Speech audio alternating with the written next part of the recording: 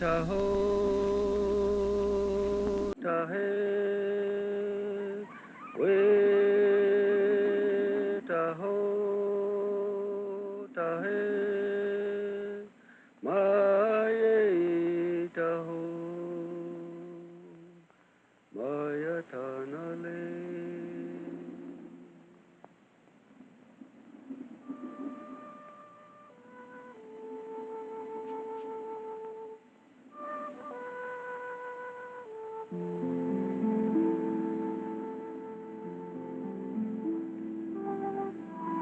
Annie's Navajo world was good, a world of rippling sand, of high copper-red bluffs, of the low mesa near her own snug hogan.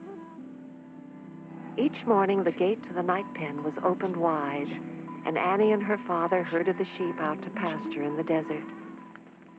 Annie helped her father watch the sheep. She cleaned and combed the wool that her mother spun into yarn for the loom, and spent many hours sitting, watching her mother weave her rugs to sell at the trading post. But best of all were the evenings when she sat at her grandmother's side and listened to stories of times long gone.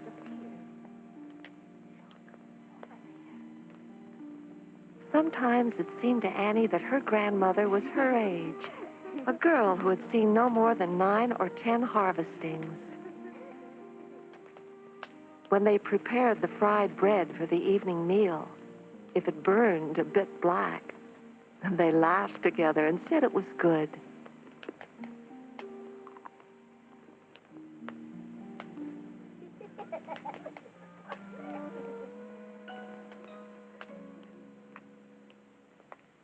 But there were other times when her grandmother sat small and still, and Annie knew that she was very old. It was at such a time that the old one called her family together. Annie and her mother and father sat quietly, respectfully, waiting for her to speak. My children, when the new rug is taken from the loom, I will go to Mother Earth. Annie shivered, but didn't make a sound. She knew what her grandmother meant.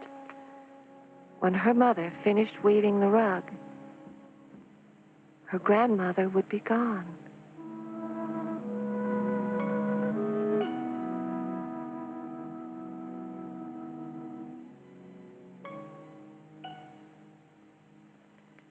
I would like now to pass on something of mine to each of you. What will you have, my granddaughter?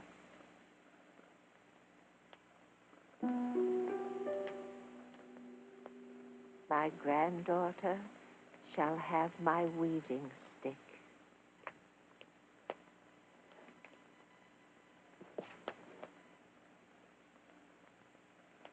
It is time for you to learn how to use it, my little one.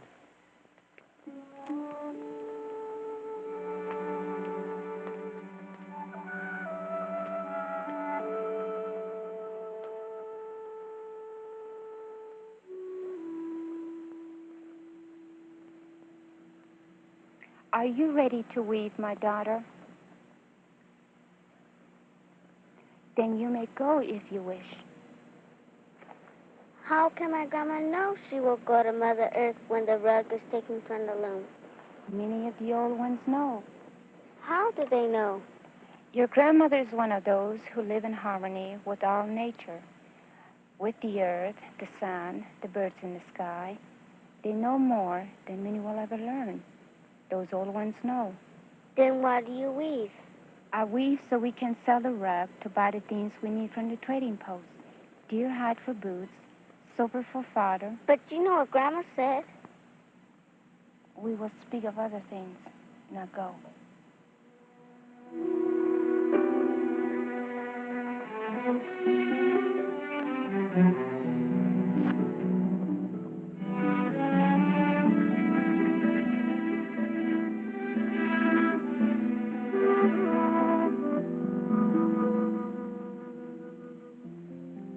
In the days that followed, the old one went about her work much as she had always done, and Annie never left her side.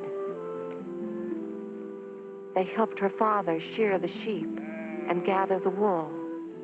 Annie's mother continued her weaving, and all the while Annie grew more and more worried. Her grandmother would go back to the earth when the rug was taken from the loom. The rug must not be finished, she thought.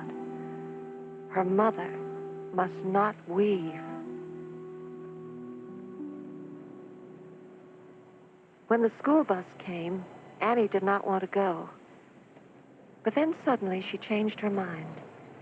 She knew what she must do. As she hopped on the school bus, she sat down alone and made her plan. In school, she would be bad. So bad that her teacher would send for her mother. And if her mother came to school to talk to the teacher, that would be one day when her mother would not weave. One day.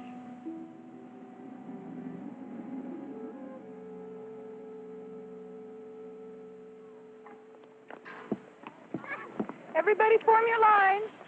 Come on. Come on. Everyone together. Okay. Who will lead exercises today? Very well, then I'll be the leader.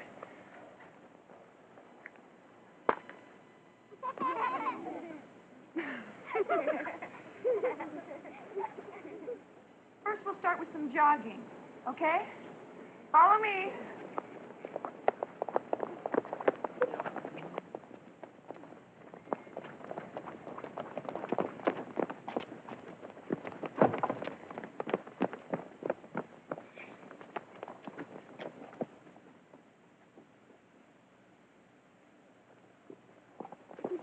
Look, I know somebody must have seen my shoe.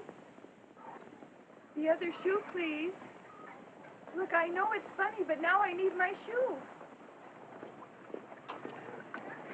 Are you looking for this? Thank you. Where did you I saw find... someone playing tricks. Annie? Do you want my mother to come to school tomorrow? No, Annie. It's all right. I have the shoe. Come on into class.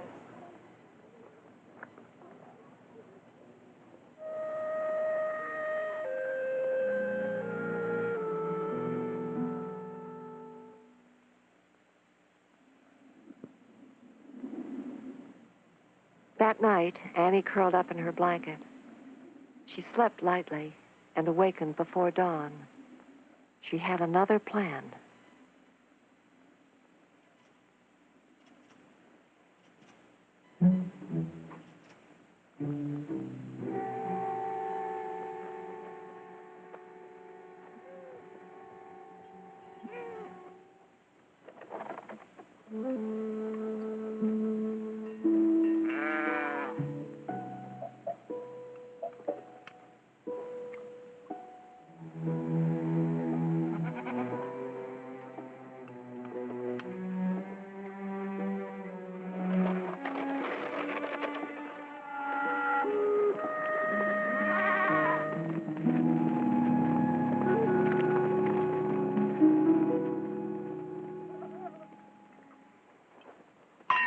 Go, go. Now they have to look for you all day. If the sheep were lost, Annie thought, then Mother and Father would have to hunt for them all day. Mother will have no time to weave.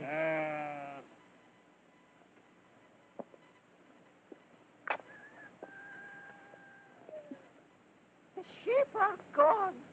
The sheep are gone. Oh, the sheep, the sheep. I see them. They're grazing near the mesa.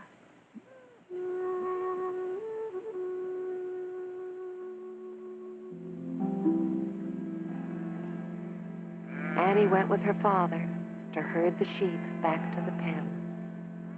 Her mother stayed behind to carry on with her weaving.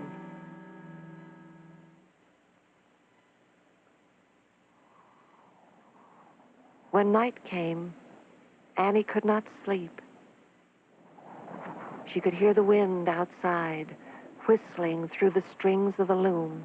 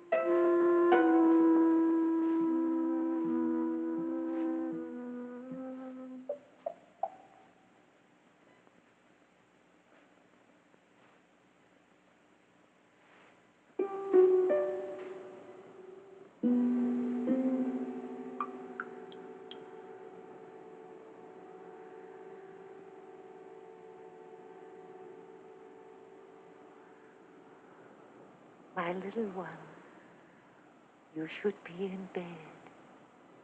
Annie wanted to throw her arms around her grandmother and tell her why she had been bad, but she was too ashamed. Come with me, little one. Together they walked out into the desert. Annie fitted her steps to the slow steps of the old one. When they reached the top of a small hill, they sat and watched the sun rise over the desert. Annie waited for her grandmother to speak. My granddaughter, you have tried to hold back time. This cannot be done. The day cannot last forever. The sun comes up in the morning and returns back to the earth in the evening. Earth, from which all good things come for the creatures living on it. Earth, to which all creatures finally go.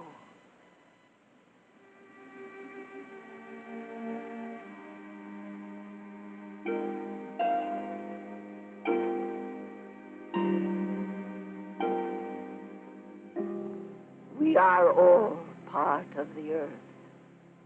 You, me, your mother, your father. You will always be part of the earth and the things on it, just as I will always be. Always and forever? Always and forever.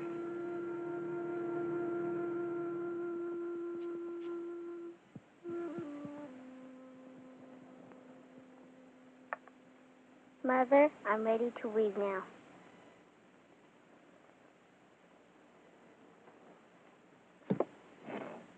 Annie slipped her weaving stick in place, as her mother had done, as her grandmother had done. And then she picked up a strand of wool and started to weave.